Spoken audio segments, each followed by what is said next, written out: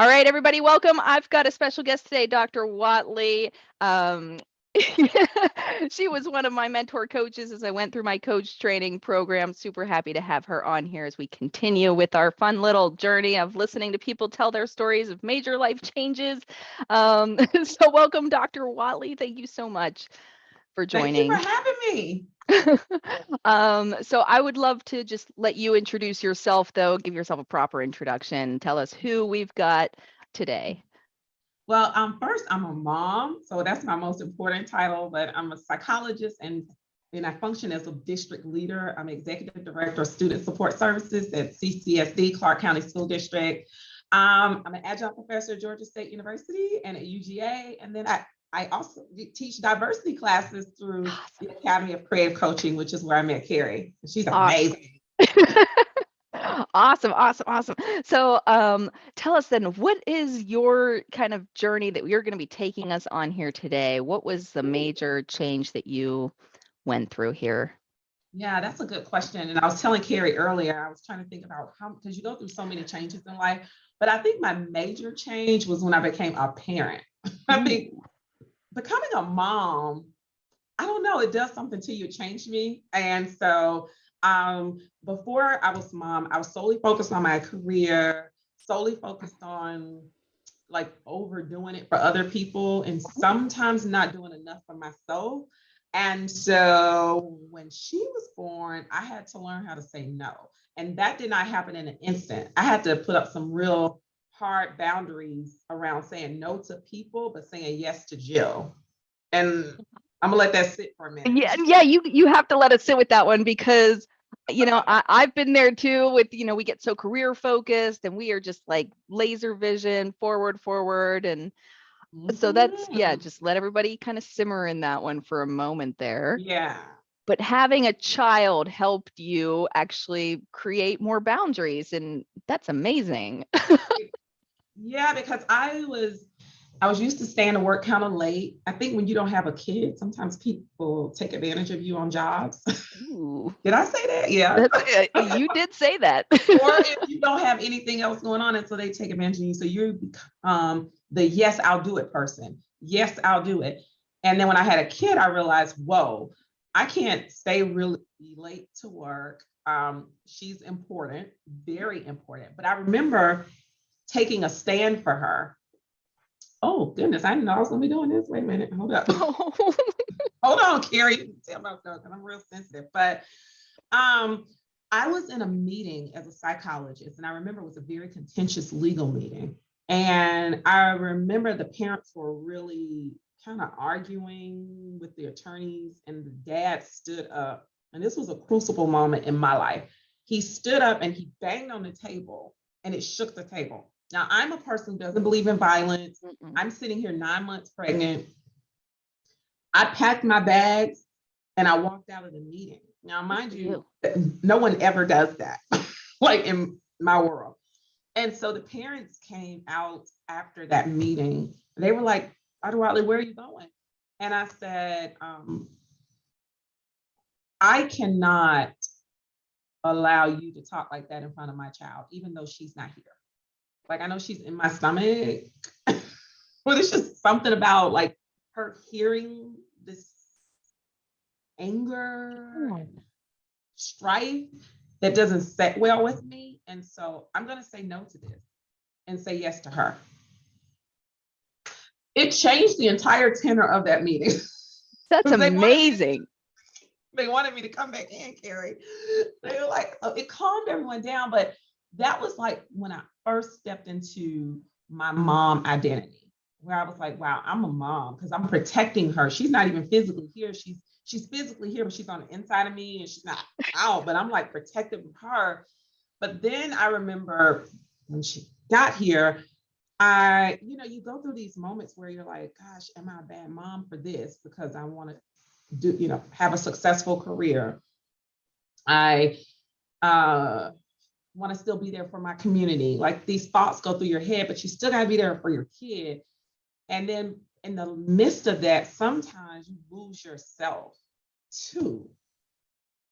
And then the relationship crumbled with her father it didn't work. Some relationships don't work. And I made a commitment to not remain in a relationship for a kid. That was my own personal story. I'm not telling somebody else they got to do that, but that was for me. I wanted her to see a healthy mom, aside from being in a relationship and assuming that being in a relationship means healthy. Like, not all relationships are healthy. Yeah. And I think that sometimes we think that two-parent homes equate to healthy. Yeah. And that's not true, because if folks are not getting along, and children pick up on that stuff. I was willing to risk that perception and risk that what people thought I should be. Yeah.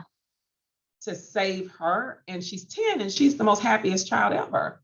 like I like going to dad's house and I like coming here. You know, she's co-parenting. She lives through it. She's fine. She's giving her friends advice now about co-parenting. I think she's like an expert. So she's gonna be starting one of those bathroom stall therapy things at school. I can see Nuri doing that.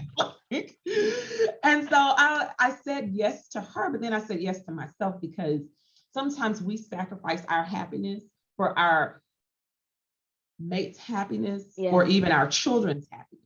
Yep. And I said, no, I got to be happy. Good And message. my mom said, Jill, if you're happy, she's going to be happy. And Lord have mercy, it's 10 years in. We're almost 11 years into me being a single parent here, and she's lit to life happy. Like that's such a reminder, though, that people have to remember that your happiness will also lead to other people's happiness. You don't have to sacrifice yourself for other people's happiness. That's such a message. Oh, I love that. Oh, God, like, how many people stay in situations, jobs, relationships, places because of somebody else, but they are not happy. Yeah. And then you end up cutting off your life. Yeah. Because that leaches out too, you know, like we think we're doing a good job, we're putting on that brave face, but other people can see that too. And then you wonder why you're bitter, you're angry. So I can't imagine, though, that was easy for you in that moment. So what were some of the challenges that you faced when you were making that decision? To say yes to me and be a single mom as a doctor. Because people don't think you're supposed to do that. Yeah. Wow, that's interesting. Yeah, luckily I had a lot of support in my family, right? But then I would get irritated when people would say, children who come from single parent homes, X, Y, and Z. Because I came from a 2-parent home, but now I'm stepping into a different world. And so it would become personal. And I'm like, no, that's not true. Like, there are other things that matter besides just one parent. Like, and it's not like she doesn't see her parent. She goes with him every other weekend. They have a relationship. It's not like he's like, it was just a lot for me to hear that research. Even though I heard internet research, though, right? From people just kind of telling you, here's what I think about that. And I even think, like, I think one of my friends didn't want me to not be in a relationship with her father, but her father was not good for me. Now, he's a good father. In 10 years, I've seen that. But he wasn't good for me. I don't think I would be Jill. I think I would have become something different. And so I had to save Jill. And so it meant I had to go against the grain of what society thought was this picture perfect, whatever they put together for us. I'm like, who's putting these pictures together? And people are dying, trying to hold these facades. I was like, I'm not doing that. And so it was hard for me to hear research at that point, because before then, I was not a parent. I was not held to that same standard. Kind of like those questions people ask, when are you going to get married? When are you going to have children? We do that, and it kind of traumatizes people a little bit. So when I would hear that research in my new situation, it meant something different for me. And so I then began to speak louder out about other variables that impact relationships and children. It's not just the divorce or the separation, it's the how you handle it. Yeah. And so I start talking a lot about that. My team said, yeah, we could tell it was a shift because you became real passionate about certain things during that time. And they're like, Jillian.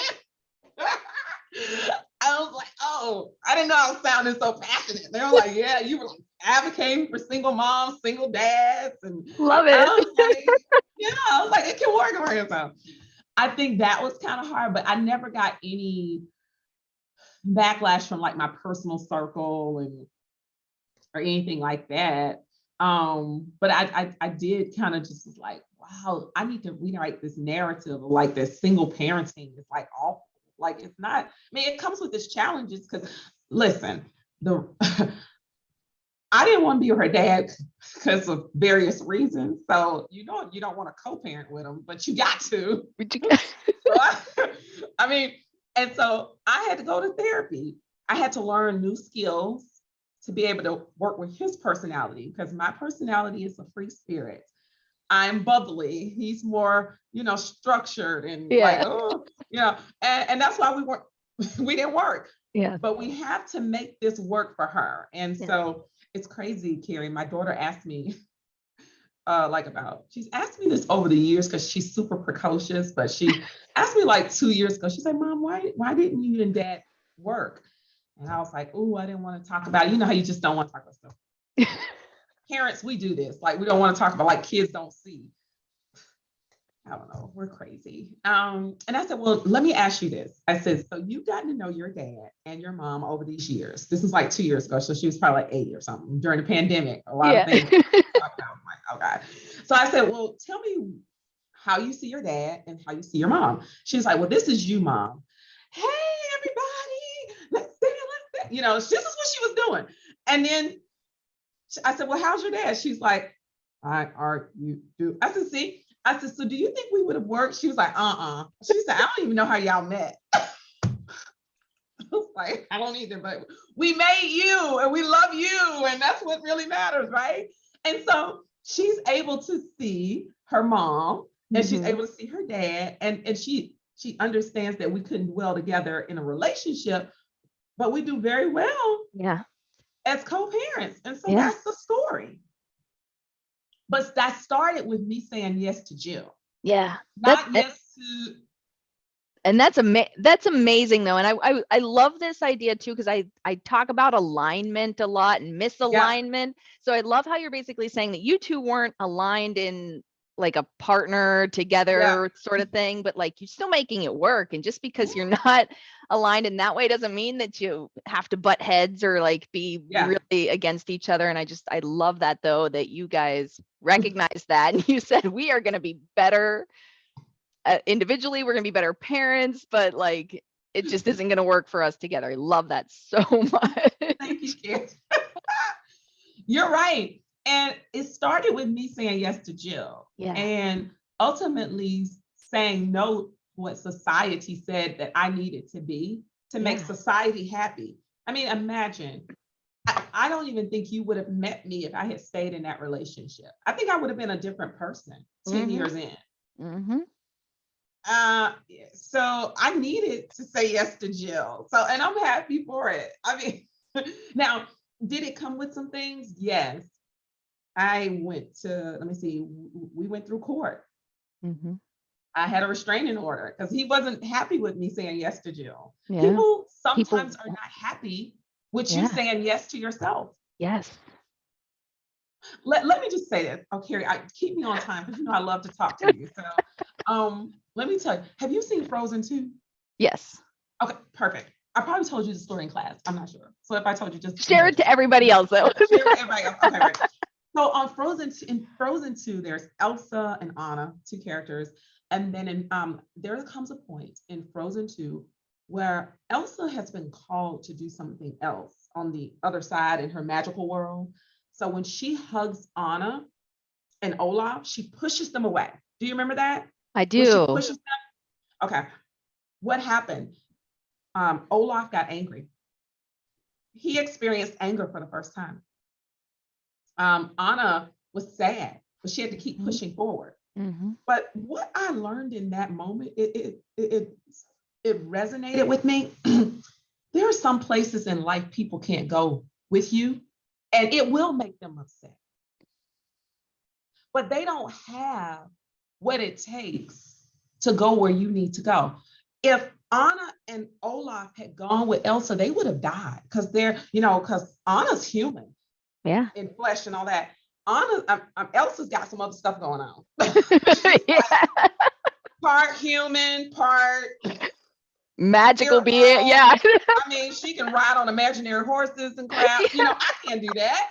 So, but isn't that how we operate in life? Like some places you can't go with me because you don't have the magical whatever it is to go with me to survive it. So you have to separate yourself. And yes, people will be angry. People will be angry. But you gotta go through it. And I had to go through that part too with her father. He was angry. He wanted to take me in and out of court. He was mad. I had to get a restraining order. I was like, Lord have mercy, this man's gonna lose it just because I'm saying yes to Jill, right? But I had to get through that. Same with that animation. Olaf was angry. He said, wow, I'm experiencing something different. I mean, he's always happy, he's a happy snowman. Yeah. He's a happy snowman. He's like, I'm angry, because he wanted to go with her, but he would have not survived if he had went with her. And there's some places in life you got to go by yourself. Gosh, that is so good. I'm going to rewatch Frozen 2 now. And we're all going to rewatch Frozen 2 and we're going to think, how did I miss this whole deeper message here? I was so busy focused on the songs or something. And that is so good, though, that like some people aren't meant to go on parts of our journeys with us. And what you said, though, about how people can react to that. Some people will get angry. Some people will get sad, hurt. But we have to stay focused on us and knowing what's right for us and that this is our journey to go on. And sometimes we have to do that alone. Yep. That is good. Wow, that is good. It's like, gosh, when I saw Frozen 2, I was like, that's me. I had to separate. And it's hurtful. It is. People get mad when they don't understand the full story of the why you're doing a thing and that's part of it too, right? People want to know the why, and it's enough to not share that with folks too, and just say, hey, you don't have to know the why to respect my decision, right? Thank you. Come on now. And then they want to force you. Yeah. And so I had to deal with the forcing, like going to court and feeling like I was getting embarrassed. Like, why am I in court? Because I'm choosing myself. Yeah. But then I also had to learn the power in forgiveness too, because it's very easy to hold on to a grudge. So, you're trying to be your best self and somebody's trying to hold you. And I had to overcome that. But I had to go to therapy for that. And I'm open about that. Like, because I wanted to just sit in sometimes resentment, like, dang, I had to spend a lot of money on returning just to have my own freedom. Like, what is this? Could be a millionaire by now. I was like, but I had to let go of it. And so I could continue to choose Jill and be happy. Yep. And I could continue to show up to my child as a happy mom. And so that's how she sees me, as, the fun mom. But that came with work.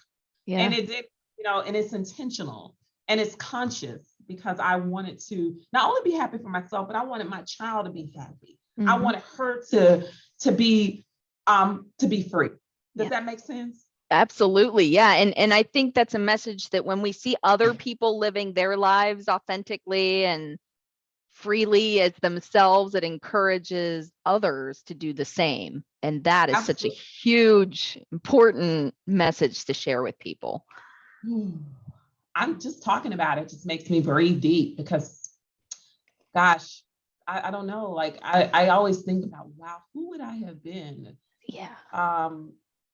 Had I chosen, the alternative, which was stay in a relationship, go ahead and get married, do what the folks tell you is the right thing to do. That's right. to make them feel good or whoever they are, I wouldn't have been Dr. Jill. Because I mean, you're somewhere where you're not happy. Right. So, and I think about that. I mean, Yeah. Kari, that's a real fact. Like some days I'm like, I can start crying just thinking about that because I'm like, wow, my child probably would have been in a different space too. You know, because they see that, they feel that. I just had to be true to myself. So I'm happy with the decision I made. It came with a cost though. Look, a literal cost, because attorneys are not, be careful. All my attorney friends, I tell them, y'all are something. When they call you, you have to make sure you're watching the timer too, because they charge you for each one.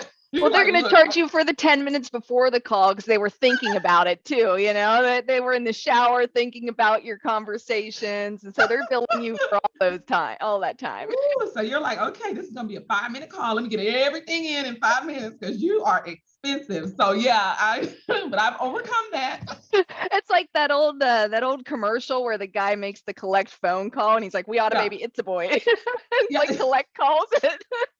And that's it. Don't ask me anything else. So yeah, it came with a cost to my pockets.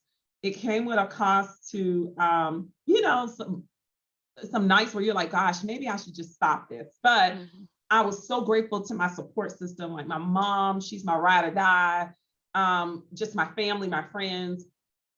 And we made it through and we're making it through. Yeah. And such a good reminder, though, too, for people who might be facing their own dilemma here and they're thinking about the money commitment. They're thinking about the challenges, the social stigmas behind it. And, you know, a lot of those things can prevent people when we stay in situations because we say, this is going to cost me 10 grand, or we don't want to invest that money in ourselves. Yeah. Because, you know, like we get worried about that. So hearing you even just bring in that practical part of it too, to say like, yeah, we can all say follow your passion, but sometimes that means you got to like drop some cash or, you know. Thank you. Yeah.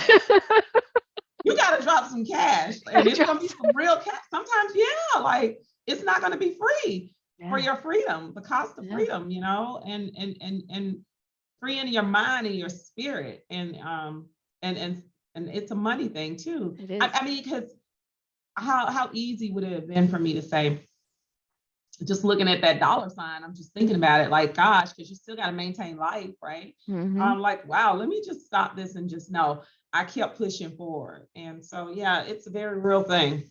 It's very real. That is such a good reminder, though, that there is still the actual like functional part of living and surviving and paying for bills and all of that we have to consider. But at the end of the day, where you're at right now, you wouldn't change a thing. I would, of course, that's the whole point of the story here. Because let me tell you why. Yeah. Like, so I had my specialist degree as a school psychologist, and I knew I wanted to get my terminal doctorate degree. So after her father and I was 3 months old, Nuri, his dad and I went our separate ways, and subsequent like the court hearings and all that. So my mom sat me down. She said, Jill, we got to come up with a plan because you're about to be a single mom. And I was like, okay, oh Jesus. So I was like, she said, I'm going to move in with you and you need to go back and get your doctorate. And so she has been with me for 10 years, filling in the gaps of where maybe I can't fill in, like taking my daughter to school or something. And so I went back. Listen how this comes full circle. This is so amazing. So I went back to school at Mercer University in Georgia, got my doctorate degree, met Dr. Pam. Okay. Was my professor. And she said, Jillian, when you finish your doctorate degree, I want you to join my company, Academy of Creative Coaching. And that's how I got with Academy of Creative Coaching and see how I met Kari. So it all worked out. It all worked out. It's so good. But, you know, and I think that's a good message too, is for people who are worried about where they're going to go when they make those choices. You might not know, but you're going to look back and say, wow, this was right. This worked out. I'm where I'm supposed to be. I'm where I'm supposed to be. Yeah. I mean, I remember it was a rainy day. I went to the interest meeting to get in the doctoral program and I had my baby in her stroller. I was like, I'm going to this interest meeting. And I remember they asked me in the interview, they said, Dr. Wiley, because it's myself and another young lady who had small children at the time. And she said, well, Jillian, they said, well, what's going to be your support system? Because I went to a traditional PhD program. It was like brick and mortar, go into class. And I was like, well, I remember sitting there with my Jillian look. I was like, well, my mom is moving in with me. And that's about all I know today in this moment.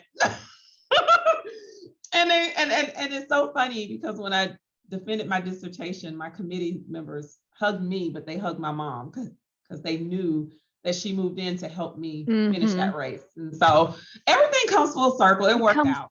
It works out, and I've not had one of these conversations where somebody has regretted it. They've met new people. We talk about how hard it is to leave people, but then when you meet new people who are where you are, and they're meeting you in this stage of life, and you're just like, I've got the right people in my circles now. And it's amazing. Isn't that amazing, Kari? It's so good. Talking to you. This is so amazing. You made me have those like goosebump feelings during the middle of the day. I needed this today. Good. Well, I have been, like I said, I love hearing people's stories because I sit here and I'm just like, this is so good. I'm so glad I'm doing this because so many good things. And I just love hearing people's stories. People are amazing and they don't even realize the power of their own life and their own words. And I just love to be able to have a platform to share that. So I want to thank you for coming on here and sharing your story.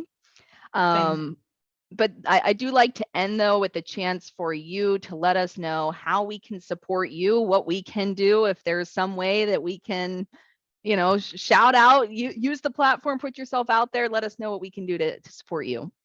Well, yeah, I do a lot of stuff. I love diversity trainings. I also do training on traumatized organizations and people who've experienced trauma within organizations. So you want to find me, you can find me on LinkedIn, Dr. Jillian Watley. You can also go to jillianwatley.com where I have my website. And I do trainings on diversity, equity, inclusion, also trainings on creating psychological safe places for staff within organizations. So very much open and familiar with that. But that's how you can find me. I'm also, I think am I on LinkedIn? No, what is that other handle? I'm so old school. Instagram, Facebook. Yeah, I'm on Instagram. Okay. You can tell I'm not real good on Instagram. I'm so old school. Like my media person is like Jillian. I'm like, I know you all like for people to do all this stuff. And I'm like, gosh, I'm going towards 50. But that's where you can find me. And if you can't find me there, just call Kari and Kari can find me. Yeah, we'll connect you. But thank you, Kari, so much for having me. Thank you so much. And I just want to make sure I've got your permission to post this on Instagram and I also have them on my website so people can rewatch them. And nice. Send it to me too. We'll do that. I will do that. So thank you so much, Dr. Watley. I'm going to go ahead and hit the end button here, record.